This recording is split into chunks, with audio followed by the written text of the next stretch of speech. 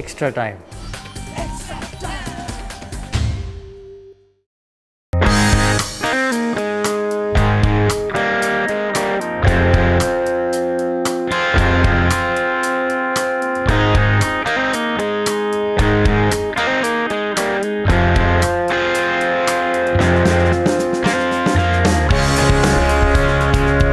আমি মনে করি Mohun Bagan team is a better position এখন পর্যন্ত।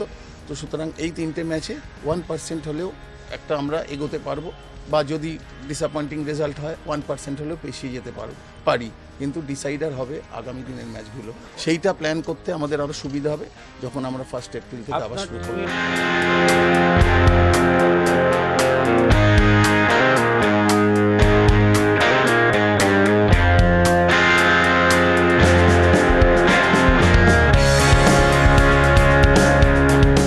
একটা জিনিস বলতে পারি, যেহেতু আমরা এই রকম টাইট শিডিউলে গত বছর খেলেছি, আমাদের প্লেয়াররা অনেক বেশি স্বাচ্ছন্দ্য বোধ করবে।